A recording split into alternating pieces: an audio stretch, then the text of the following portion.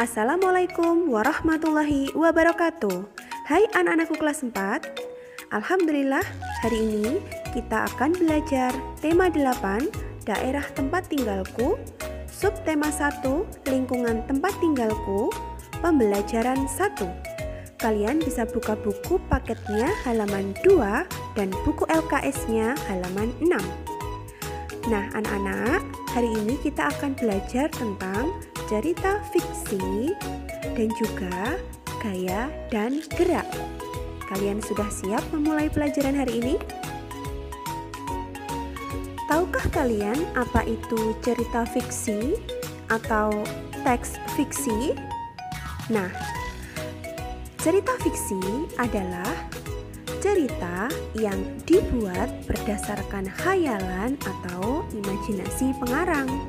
Jadi cerita fiksi ini diolah berdasarkan pandangan, tafsiran, dan penilaian pengarang mengenai peristiwa-peristiwa baik yang pernah terjadi secara nyata maupun hanya dalam khayalan pengarang saja. Nah, cerita fiksi ini dinikmati pembaca sebagai sarana hiburan. Ciri-ciri cerita fiksi. 1.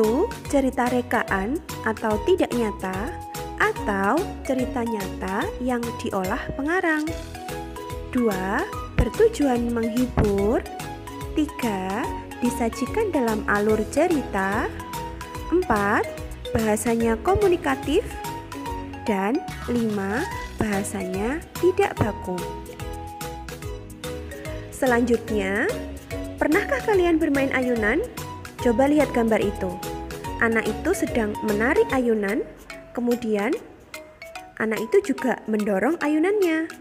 Nah, ketika kalian mendorong dan menarik ayunan, itu artinya kalian telah memberikan gaya pada ayunan itu. Lalu, apa ya yang dimaksud dengan gaya itu? Gaya adalah suatu kekuatan yang mengakibatkan benda yang dikenainya dapat mengalami gerak, perubahan kedudukan, atau perubahan bentuk.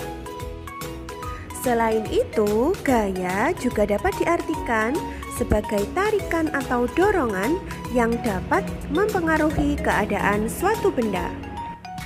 Nah, coba kamu amati gambar itu kembali. Ketika didorong, ayunannya bergerak maju, dan ketika ditarik, ayunannya bergerak mundur. Lalu, apa itu gerak?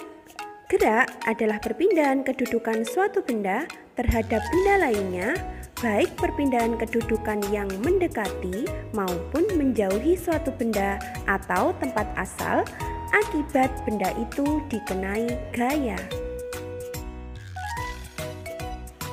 Selanjutnya, perbedaan gaya dan gerak. Gaya adalah dorongan atau tarikan yang menyebabkan benda bergerak.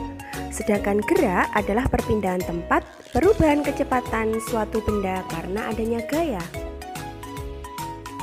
Yang kedua, gaya dapat mempengaruhi bentuk benda, sedangkan gerak tidak dapat mempengaruhi bentuk benda.